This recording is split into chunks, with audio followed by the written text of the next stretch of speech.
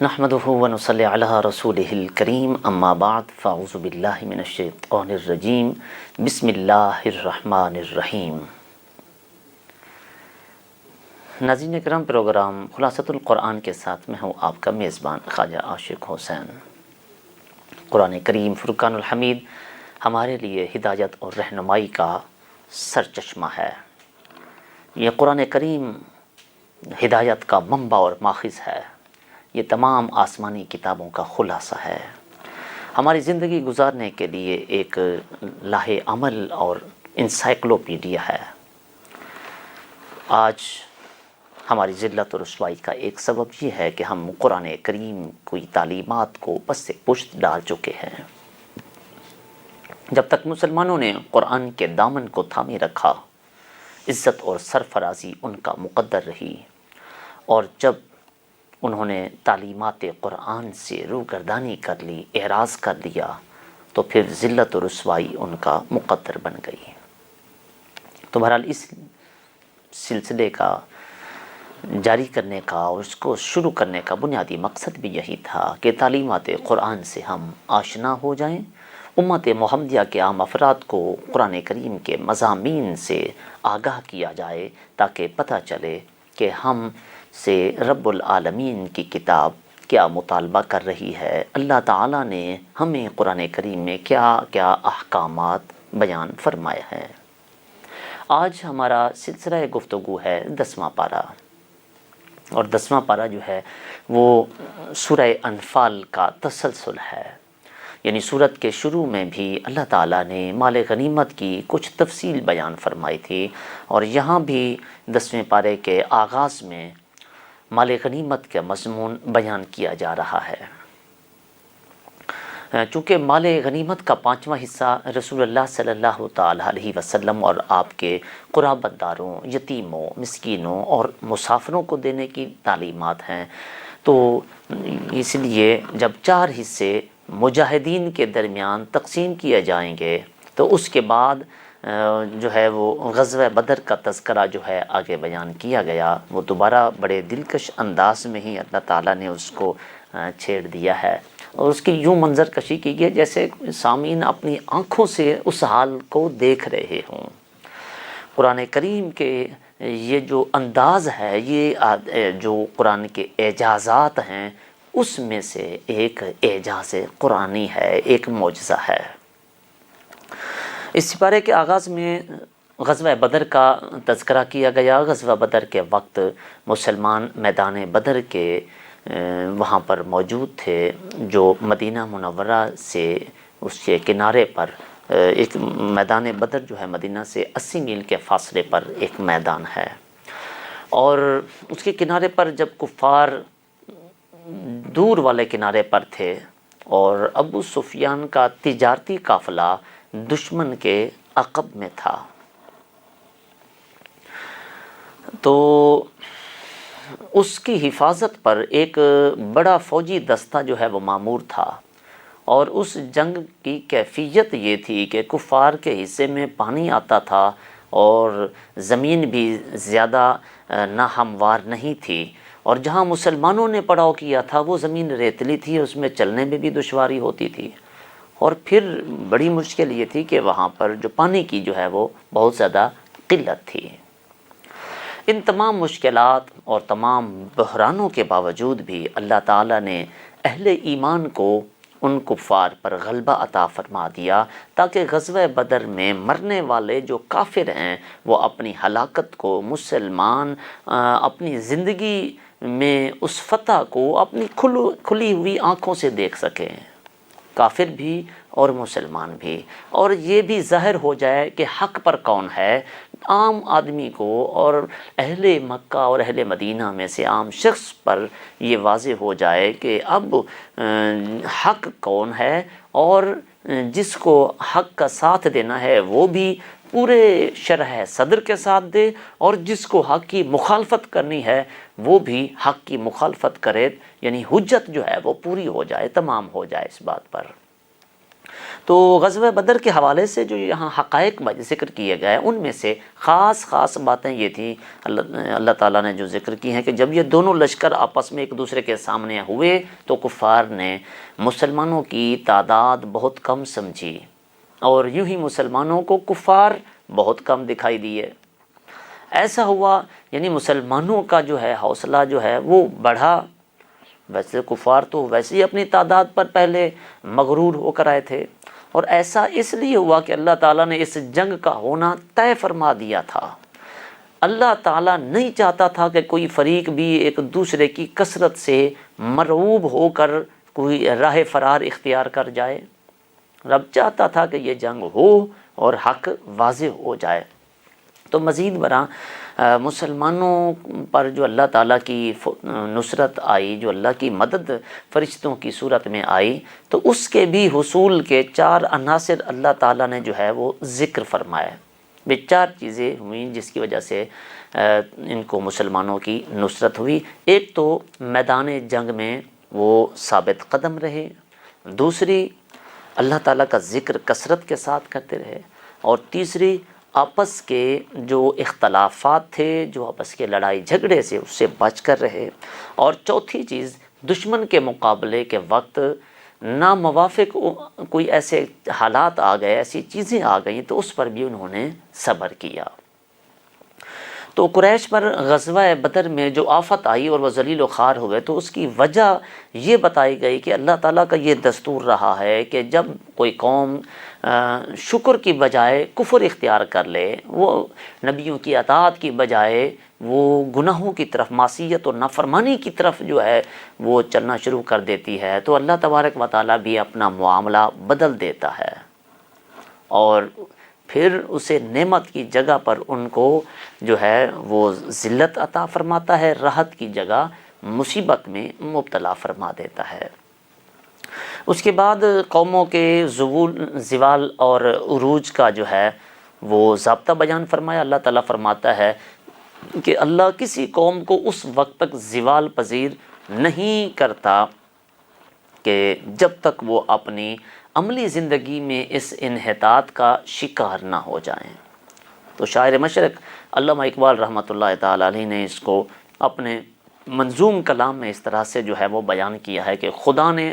آج تک اس قوم کی حالت نہیں بدلی، نہ ہو جس کو خیال آپ اپنی حالت کے بدلنے کا۔ تو اللہ تعالیٰ نے اس صورت میں بھی اس واقعے کا جو ہے وہ ذکر کیا ہے کہ شیطان لعین بدر کے میدان میں وہ انسانی شکل میں موجود تھا اور کافروں کو لڑائی کے لیے اکسا رہا تھا۔ سراقہ بن مالک کے روپ میں موجود شیطان کافروں کو یقین دلا رہا تھا کہ یہ مسلمان کافروں پر کبھی غلبہ نہیں پا سکتے۔ جب اللہ تعالیٰ نے جبریل امین علیہ السلام کی قیادت میں فرشتوں کی جماعت کو اتارا، لگاتار فرشتوں کے اترتے ہوئے اس شیطان نے ان کو دیکھا تو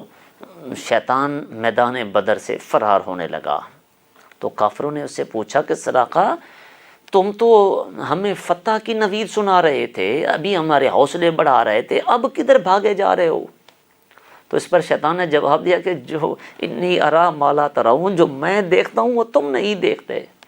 مجھے اللہ کا خوف ہے، انی اخاف اللہ، میں اللہ سے ڈرتا ہوں، اللہ کی پکڑ جو ہے وہ بڑی سخت ہے۔ تو آیت نمبر 150 میں جو ہے فرمایا گیا کہ جب فرشتے کافروں کی جان نکالتے ہیں تو ان کے منہ اور ان کی پیٹھوں پر جو ہے وہ ضربیں لگاتے ہیں، ڈانٹتے ہوئے کہتے ہیں کہ یہ بدلہ ہے تمہارے جرم کا، جو تم آل فرعون کی روش پہ چلتے رہے، سابقہ نافرمانوں اور گناہ گار ان کافروں کی قوموں کی روش پہ چلتے رہے۔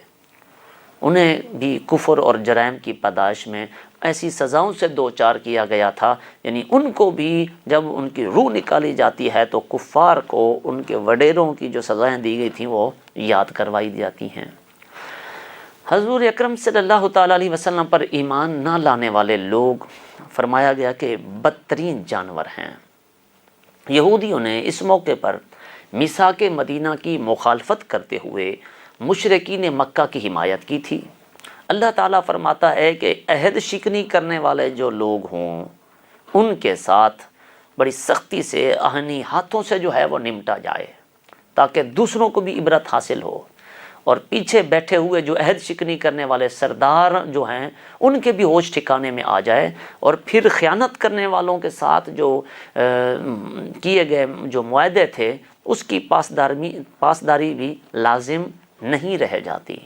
یعنی ایسے معاہدے توڑ دینے چاہیے۔ کافر یہ نہ سمجھیں کہ وہ بچ نکلنے میں کامیاب ہو جائیں گے، وہ اللہ کو عاجز نہیں کر سکتے۔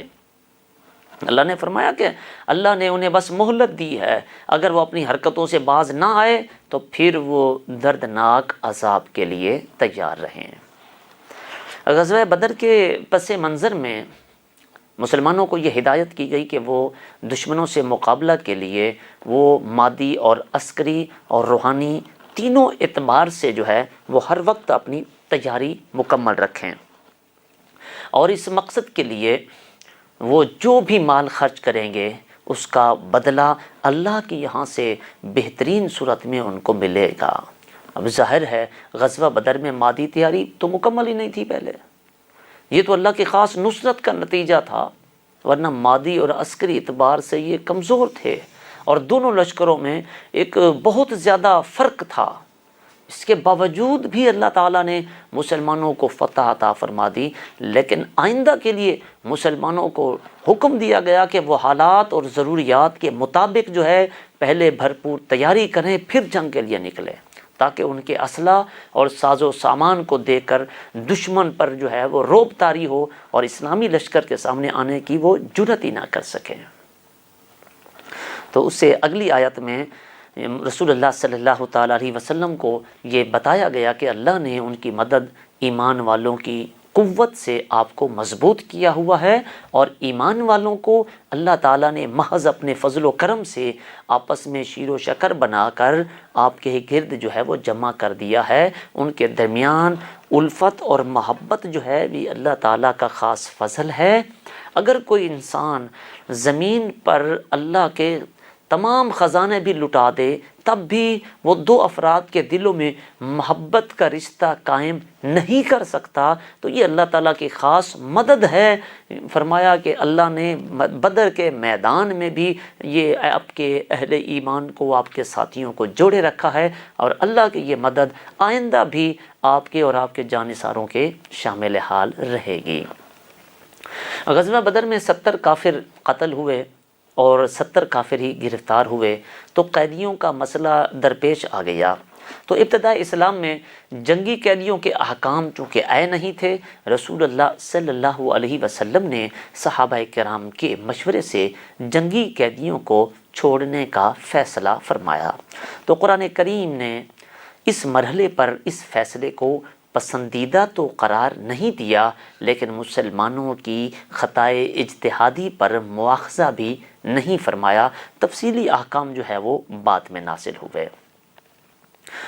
آیت نمبر 72 سے واضح کیا گیا کہ اہل ایمان کی دوستی اور دلی محبت صرف اہل ایمان سے ہونی چاہیے، جو دین کی خاطر اپنی جان اور مال کی قربانیاں دینے والے ہیں۔ اس کے مقابلے میں کسی کافر کو کافر کا کوئی دوست کافر ہی ہو سکتا ہے، مسلمان کافر کا دوست نہیں ہو سکتا۔ اگر دوستی کا یہ معیار اختیار نہ کیا گیا تو معاشرے سے فتنہ فساد کبھی ختم نہیں ہوگا۔ کاش یہ بات ہمارے ارباب اقتدار کو، ہمارے حکمرانوں کو بھی سمجھ آ جائے کہ جو مسلمانوں پر تو ظلم و ستم کرتے ہیں مگر کفار سے جو ہے وہ دوستی کی پینگیں بڑھاتے ہیں۔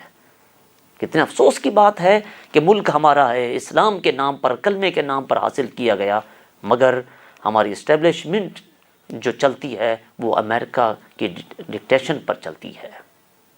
ہمارے حکمران خود سے فیصلے کرنے میں خود مختار نہیں ہیں، اس کی طرف دیکھنا پڑتا ہے۔ FATA کے آرڈر ہم پر مسلط کیے جاتے ہیں، کس قدر افسوس کی بات ہے۔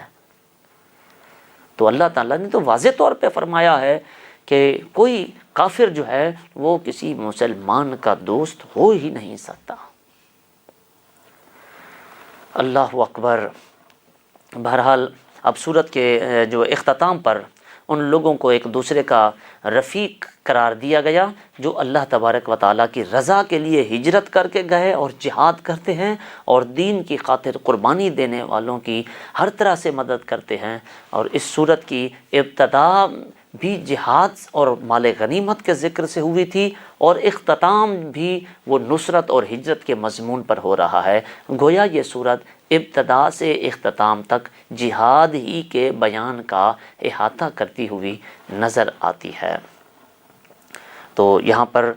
وقت ہوا ہے ایک بریک کا، انشاءاللہ العزیز آپ سے جو ہے ملاقات ہوتی ہے ایک بریک کے بعد، چونکہ اگلی جو ہے وہ سورہ توبہ کا انشاءاللہ بریک کے بعد ہم ذکر کریں گے۔ امید ہے آپ ہمارے ساتھ رہیں گے۔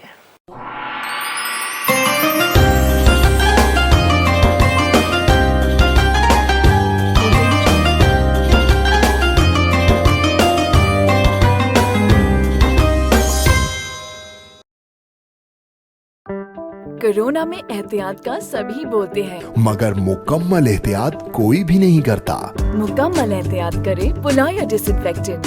جو صرف باہر سے نہیں اندر سے بھی کرے ڈس انفیکٹ۔ گھر، دفتر، مسجد، shopping malls, hospitals,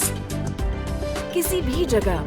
fruits, vegetables اور روزمرہ کے استعمال کی چیزوں کو کرے مکمل ڈس انفیکٹ۔ WHO کی ریکمینڈیشنز کے مطابق تیار کیا گیا اور پاکستان کی تمام مستند لیبارٹری سے سند یافتہ پلایا ڈس انفیکٹنٹ، جو کرے ہر طرح کے جرمز اور وائرسز کا 99.9% خاتمہ اور دے مکمل تحفظ۔ یہ ہوئی مکمل احتیاط کی بات۔ پلائر 1، 3، 5، 10 اور 30 لیٹر کی پیکنگ میں دستیاب ہے۔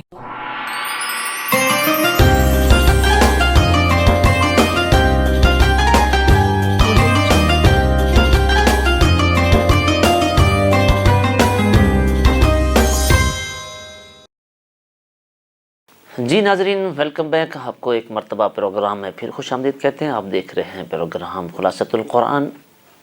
اور آج ہمارا موضوع گفتگو 10واں پارہ ہے۔ 10ویں پارے میں سورہ توبہ سے جو ہے ہم اس جو سیشن ہے اس کا ہم آغاز کر رہے ہیں۔ سورہ توبہ جو ہے مدنی صورتوں میں سے ایک صورت ہے، اور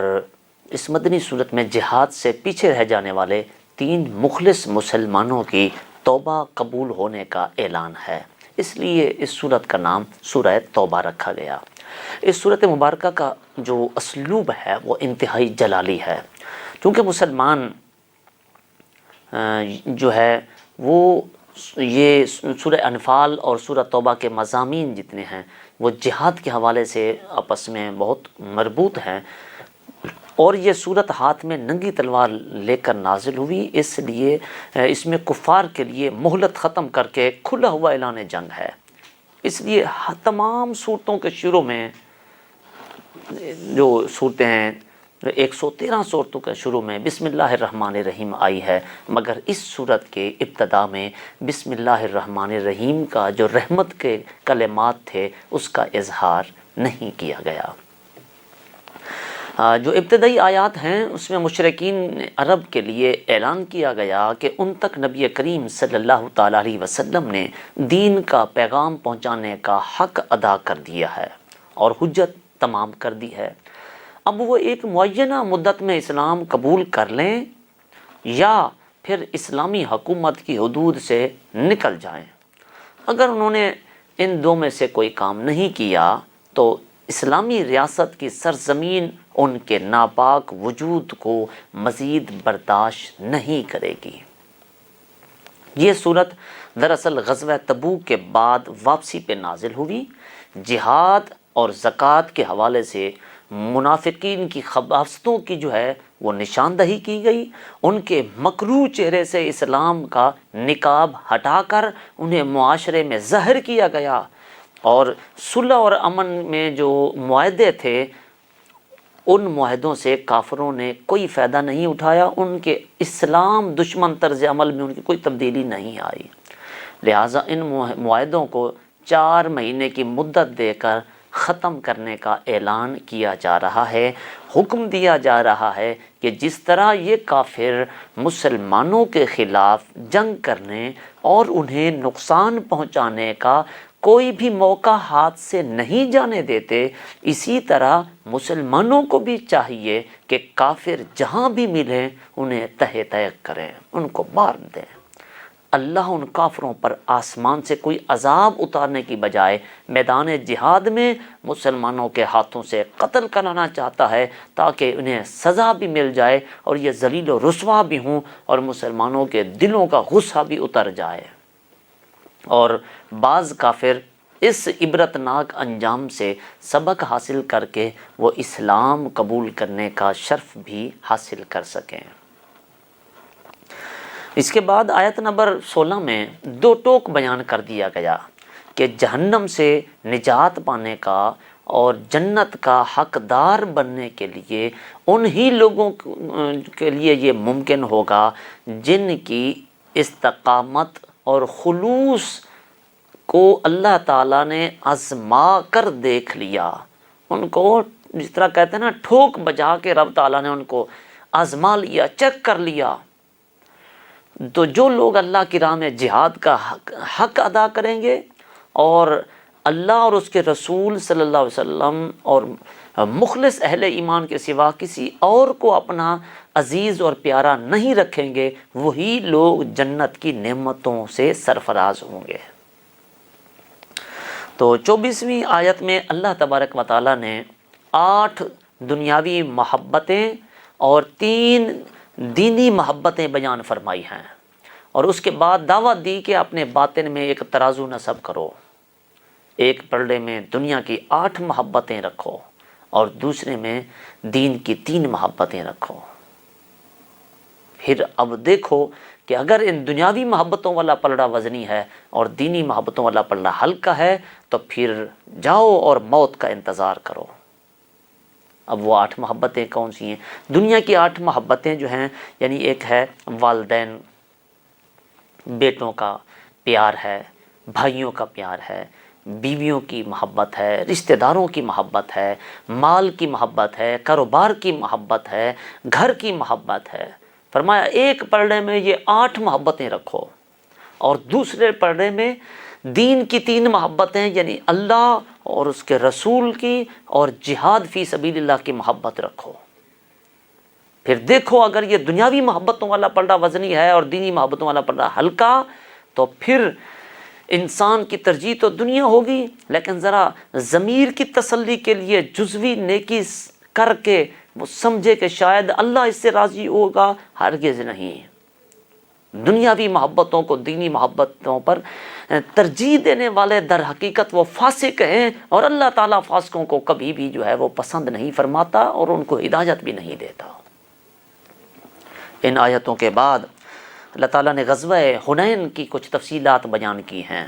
اور یہ اصول دیا گیا کہ مسلمانوں کا ہمیشہ یہ طرز عمل رہا ہے کہ وہ قلت وسائل کے باوجود اور افرادی قوت میں کمی کے باوجود بھی اللہ اور اس کے رسول کے حکم پر ثابت قدم رہے ہیں، اللہ کی غیبی نصرت اور حمایت کے وہ طلبگار رہے ہیں۔ فرمایا گیا کہ یہ ادا ان کی رب تعالیٰ کو بہت پسند ہے۔ لیکن حنین کا مارکہ ایک ایسا مارکہ تھا جس میں مسلمانوں کی تعداد اور افرادی قوت تو بہت زیادہ تھی، تقریباً 12,000 مسلمان اس جنگ میں شریک ہوئے۔ اس تعداد کی کثرت اور مال اور وسائل کی فراوانی نے مسلمانوں کے دلوں میں ایک فخر کی کیفیت پیدا کر دی، اور جب مسلمان کافروں کے آمنے سامنے ہوئے تو حوازن کے تجربہ کار اور تیر اندازوں نے یک لخت مسلمانوں پر حملہ کر دیا۔ اس حملے کی وجہ سے مسلمانوں کے قدم اکھڑ گئے۔ نبی رحمت علیہ الصلوۃ والسلام اپنی سواری کی پشت سے نیچے اترے اور آپ نے اعلان فرمایا، اور اس طرح تو آپ نے فرمایا انا النبی لا کذب، اس بات میں کوئی شک نہیں ہے کہ میں عبد المطلب کا پوتا ہوں اور عبداللہ کا لخت جگر ہوں، اور اس میں کوئی شک نہیں ہے کہ اللہ نے مجھے نبی بنا کر بھیجا ہے۔ آپ پورے وقار کے ساتھ، پوری شجاعت کے ساتھ میدان جنگ میں ڈٹے رہے اور رسول اللہ صلی اللہ علیہ وسلم کی استقامت کی وجہ سے بھی وہ مسلمان جو حوصلے ہار چکے تھے ان کے بھی حوصلے بلند ہوئے اور دوبارہ جو ہے وہ تازہ حوصلوں کے ساتھ جو ہے وہ میدان جنگ میں واپس آ گئے اور اللہ تعالیٰ سے مدد مانگی. اور جب اللہ سے مدد مانگی یعنی پہلے اپنی طاقت پہ اپنی کثرت پہ ناز تھا اور پھر جب انہوں نے رب سے مدد مانگی تو اللہ تعالیٰ نے دوبارہ مسلمانوں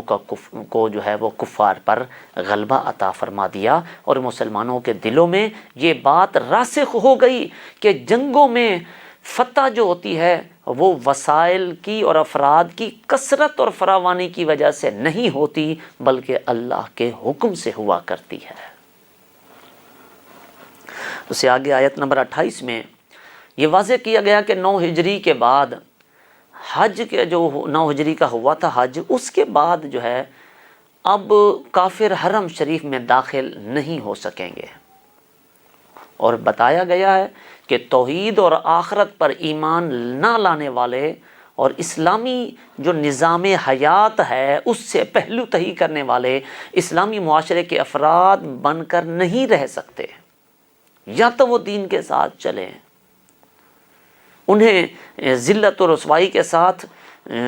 جزیہ ادا کر کے وہ پھر اپنے رہنے کے لیے جواز پیدا کرنا ہوگا. تو اہل ایمان کو خدشہ تھا کہ مشرکین کی مسجد آمد سے جو مالی اور کاروباری فوائد ہوتے ہیں وہ ختم ہو جائیں گے. تو انہیں تسلی دی گئی کہ ان قریب اللہ تعالیٰ مسلمانوں کو غنی کر دے گا اور انہیں مشرکین کی طرف سے ملنے والے جو فوائد ہوں گے اس کی حاجت ہی نہیں رہے گی. تو اس کے بعد مال و دولت اور سونے چاندی میں اللہ تعالیٰ کے جو احکام ہیں ان کی ادائیگی کا اللہ تعالیٰ نے جو ہے وہ تذکرہ فرمایا ہے کہ جو لوگ زکوٰۃ ادا نہیں کریں گے ان کے لیے وعید ہے کہ سونا چاندی جہنم میں جو ہے وہ گرم کر کے تپا کر اس سے ان کو داغا جائے گا. پھر مہینوں اور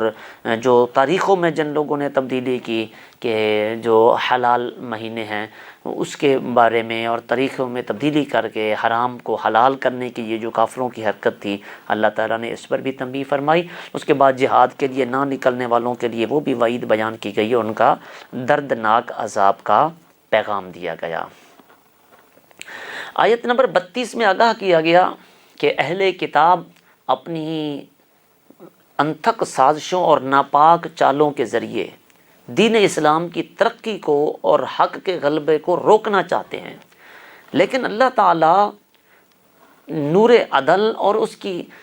رحمت کے ساتھ اپنے دین کو غالب کر کے رہے گا، خواہ ان کافروں کو کتنا ہی برا لگے، کتنا ناگوار ہوئے. تو انسان کہلانے کا حقدار وہی ہے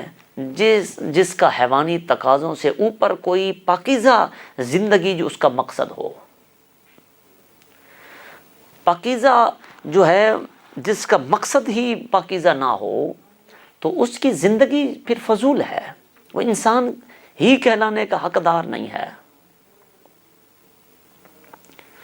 تو اعلیٰ ترین مقصد وہ ہے جو مقصد تھا مصطفیٰ جان رحمت صلی اللہ علیہ وسلم کا، اور وہ مقصد کیا تھا کہ دنیا سے ظلم کا خاتمہ کیا جائے، دنیا میں عادلانہ نظام جو ہے وہ قائم کیا جائے. یعنی کسی شاعر نے کیا خوب کہا تھا، میری زندگی کا مقصد تیرے دین کی سرفرازی، میں اسی لیے مسلمان، میں اسی لیے نمازی. ناظرین کرام یہاں پر وقت ہوا ہے ایک بریک کا. انشاءاللہ العزیز ملتے ہیں ایک بریک کے بعد اور امید ہے آپ ہمارے ساتھ رہیں گے.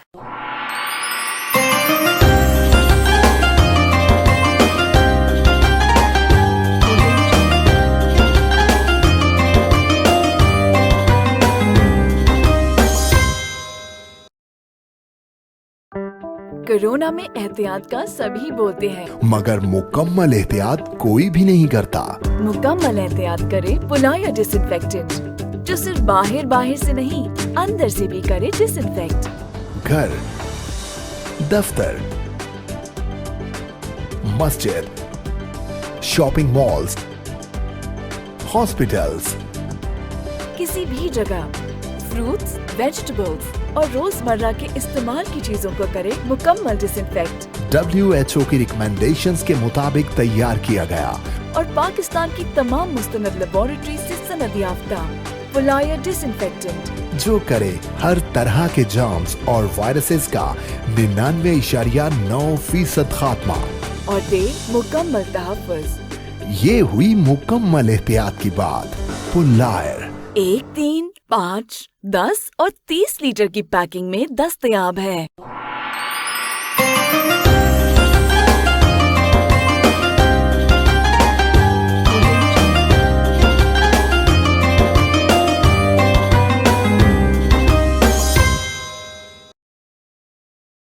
आयत नंबर 40 में सफ़र हिजरत के मौके पर गार सौर में हज़रत सैयदना अबू बकर सिद्दीक़ रदी अल्लाह ताला अन्हु की जो रफ़ाक़त, जो नबी करीम अलैहिस्सलातु वस्सलाम के साथ आपका जो वक्त गुज़रा था, उसको अल्लाह ताला ने एक इम्तियाज़ी शान के साथ बताया है। और इस आयत में 6 मरतबा मुख्तलिफ़ अंदाज में सैयदना सिद्दीक़ अकबर का ज़िक्र हुआ है। अल्लाहु अकबर। और यहाँ पर मैं ये बात भी अर्ज़ करता चलूँ कि कुरान करीम में वाज़े और सराहत के साथ हज़रत सैयदना अबू बकर सिद्दीक़ रदी अल्लाह ताला अन्हु की सहाबियत का ज़िक्र मौजूद है। यहाँ पर मुफस्सिरीन किराम ने एक बड़ी खूबसूरत इल्मी नुक्ता ज़िक्र किया है। फरमाया कि कोई शख्स भी किसी सहाबी की सहाबियत का अगर इनकार कर दे तो वो काफिर नहीं होता, लेकिन सिद्दीक़ अकबर वो सहाबी हैं कि उनकी सहाबियत का जो इनकार करे वो दायरे ईमान से भी खारिज हो जाता है, क्योंकि वो कुरान का मुनकिर है। इज़ क़ाल लिसाहिबिही ला तहज़न इन्नल्लाह माअना, यानी ख़ुद उनको साहब और सहाबी जो है ये लफ्ज़ जो है कुरान करीम की नस्स क़ती से साबित हो रहा है। फिर अल्लाह ताला ने बहरहाल इन आयत करीमा के बाद फरमाया कि अल्लाह ताला ने कलमा कुफ्र को पस्त रखा और अल्लाह का दीन ही सरबुलंद है। और आगे फरमाया गया कि जब जिहाद के लिए आम जो है वो लामबंदी का हुक्म हो जाए तो फिर जिस हाल में हो तमाम वसाइल के साथ जिहाद में शरीक हो जाओ। जब आम ऐलान हो तो फिर सारे के सारे आ जाओ। फिर फरमाया कि मुनाफिकीन ये कस्में खा खा कर और तरह तरह के बहाने बनाकर जिहाद से पहली तो ही इख्तियार करेंगे, ये भागने के राह फरार इख्तियार करेंगे, जबकि सच्चे मोमिन जो है वो दिल जान से जिहाद के लिए निकल खड़े होंगे। अगली आयत में बताया गया कि मोमिन जो हकीकी मोमिन होता है वो अल्लाह की राह में जान व माल लगाने से कभी भी गुरेज नहीं करता। वो अल्लाह की राह में निकलने का उज़र वही लोग पेश करते हैं जो हकीकत में अल्लाह और उसके रसूल और आखिरत पर ईमान नहीं रखते। वही लोग बहाने बनाते हैं, वही उज़र करते हैं। सरकार दो आलम सल्लल्लाहु अलैहि वसल्लम को मुतवज्जे किया गया, फरमाया कि आपने उनका उज़र क्यों कबूल फरमा लिया? इन लोगों को तो वैसे भी नहीं निकलना था, और अगर निकलना भी होता तो उसकी तैयारी करते। फिर अगर बिलफर्ज वो निकल भी जाते तो पूरे लश्कर में बददिली और इंतशार पैदा करने की कोशिश करते। अच्छा ही हुआ कि अल्लाह ने उन्हें अपनी राह में निकलने की सआदत से ही महरूम कर दिया। और मुनाफिकीन का ये शियार है, उनका तरीका यही है कि जब मुसलमानों को कोई भलाई पहुँचे तो उस पर कुड़ते हैं, और जब मुसलमानों को कोई तकलीफ़ पहुँचे तो वो खुश होते हैं, कहते हैं हमें तो नतीजा पहले से मालूम था, इसलिए हमने एहतियात से काम लिया है। अल्लाह ताला ने फरमाया रसूल कह दीजिए कि हमें हरगिज़ कोई मुसीबत नहीं पहुंचती सिवाय उसके कि जो अल्लाह ने हमारे लिए मुकद्दर लिख दी होती है, जो मुकद्दर कर दी होती है, जो हमारे नसीब और मुकद्दर में किस्मत में लिखी होती है, हमें सिर्फ वही मुसीबत पहुंचती है। उससे आगे आयत नंबर 53 में अल्लाह ताला ने फरमाया कि ये हुक्म दिया गया कि मुनाफिकीन की तरफ से किसी भी तरह का माली तावन कबूल ना किया जाए। अब मुनाफिकीन ग़ज़वा तबूक के दौरान सफ़र की सोबतें बर्दाश्त करने और अल्लाह की राह में जान देने के लिए तो तैयार थे ही नहीं, लेकिन कुछ चंदा देकर अपनी कमज़ोरी छुपाने की कोशिश कर रहे थे। तो इन आयत में पाबंदी लगा दी गई कि महबूब इनका चंदा भी कबूल नहीं करना। इनकी अल्लाह के राह से निकलने से जो ये कन्नी कतराते हैं, ये जो इज्तनाब करते हैं, ये कुफ्र जिहाद से इनकार करके कुफ्र का इर्तिकाब कर चुके हैं। वो चंदा देते हैं, इंतहाई नागवारी से ये नमाज़ें पढ़ते हैं, ये टूटे दिल से जो है वो इबादत करते हैं, और मुसलमान उनके माल और औलाद की कसरत से मुतासिर ना हो। फरमाया अल्लाह इनको अजाब देगा اور اسی مال اور اولاد کے ذریعے ہی ان کو عذاب ملے گا اور اسی کے ذریعے رسوا ہوں گے۔ تو مال کسی حادثہ یا بیماری میں بھی جو ہے وہ ختم ہو جاتا ہے، یا ان کی موت کے بعد بھی ان کے نتیجے میں ہاتھ سے نکل جائے گا، اور ان کی اولاد ان کی مرضی کے خلاف جو ہے وہ کوئی طرز عمل اختیار کرے گی تو پھر بھی اس سے ان کو اذیت پہنچے گی، تکلیف پہنچے گی، پھر یہ عملی اعتبار سے کفر کی حالت میں ہی موت سے دو چار ہوں گے۔ اب وہ قسمیں کھا کر مسلمانوں سے جو ہے وہ اپنی وابستگی کا یقین دلاتے ہیں، حقیقت میں وہ مومنوں کے ساتھ نہیں ہے۔ انہیں اگر کوئی راستہ مل جائے فرار ہونے کا تو مسلمانوں کو ساتھ چھوڑ کر یہ فوراً ہی فرار ہو جائیں گے۔ آگے آیت نمبر 61 میں منافقین کی گستاخیوں اور بے ادبیوں کا ذکر کیا گیا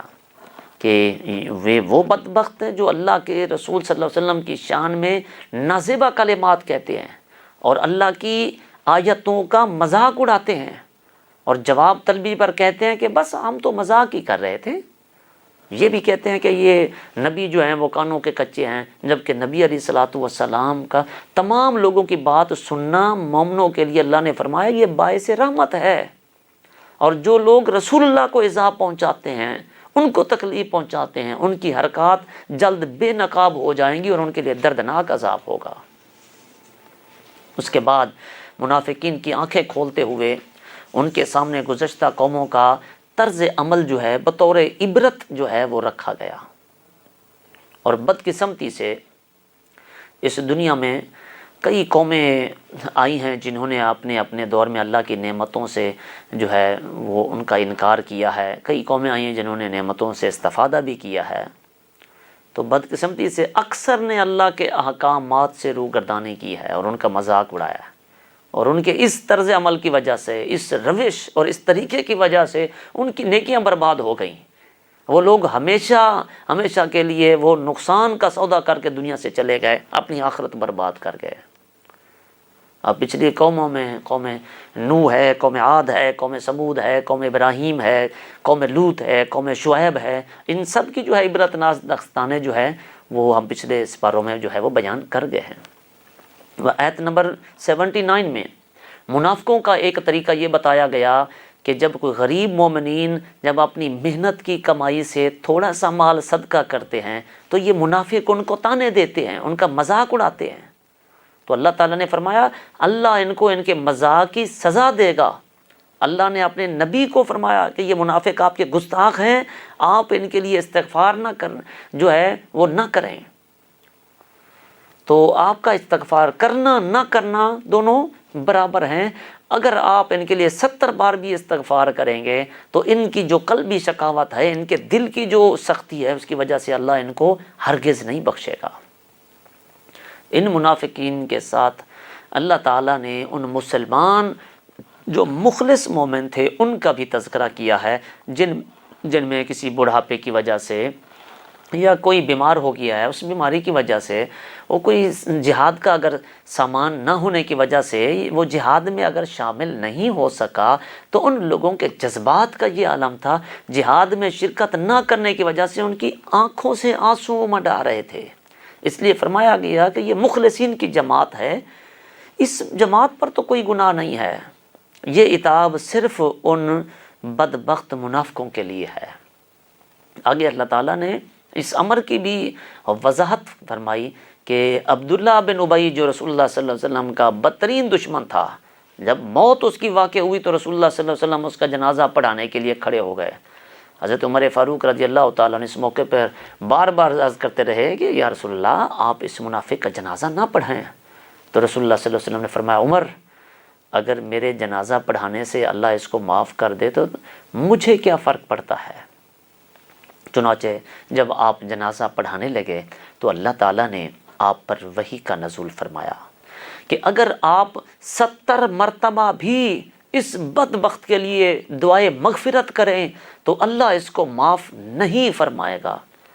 اس پر پیارے آقا علیہ الصلوۃ والسلام نے فرمایا قربان جائیں رحمت اللہ عالمین کی رحمت پر، کیا بات ہے۔ فرمایا کہ اگر مجھے معلوم ہوتا کہ اللہ میرے 71 مرتبہ دعائے مغفرت کرنے کی وجہ سے اس کی خطا کو معاف کر دے گا تو میں 71 مرتبہ اس کے لیے دعائے مغفرت کرنے کے لیے تیار ہوں۔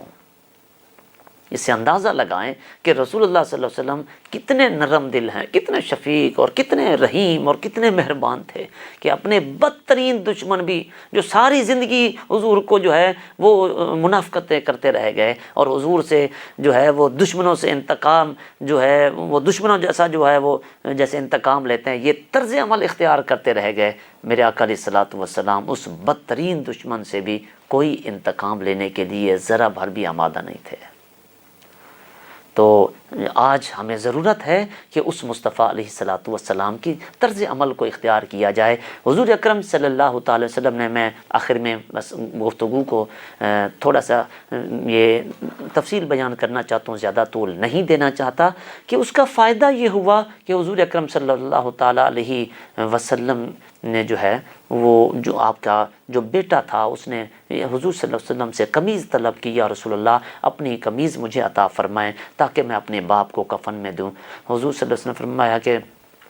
اس عمل سے تو صحابہ نے اس کی بھی مخالفت کی، لیکن اس عمل سے ہوا یہ کہ بہت سارے ہزاروں کی تعداد میں، سینکڑوں کی تعداد میں منافقین اس عبداللہ بن ابی کے جو ماننے والے تھے وہ اپنی منافقت سے باز آ کر دائرہ اسلام میں داخل ہو گئے اور سچے پکے مومن بن گئے۔ تو بہرحال میں انہی لفظوں پر جو ہے وہ اکتفا کرنا چاہتا ہوں۔ دعا کرنے چاہیے اللہ تعالیٰ ہمیں اپنے رسول رحمت صلی اللہ علیہ وسلم کے نقش قدم پر چلنے کی توفیق عطا فرمائے اور ہمیں جہاد فی سبیل اللہ کی سعادت سے بھی بہرہ فرمائے، اور اس 10ویں پارے میں جو بیان کردہ واقعات کو پورے طور پر سمجھنے کی اور ان سے کامل نصیحت حاصل کرنے کی توفیق عطا فرمائے۔ اسی کے ساتھ ہی اپنے میزبان خواجہ عاشق حسین کو اجازت دیجیے، آپ سے ملاقات ہوگی اگلے پروگرام میں، تب تک کے لیے اجازت دیجیے۔ اللہ ہم سب کا حامی و ناصر ہو۔ السلام علیکم ورحمۃ اللہ وبرکاتہ۔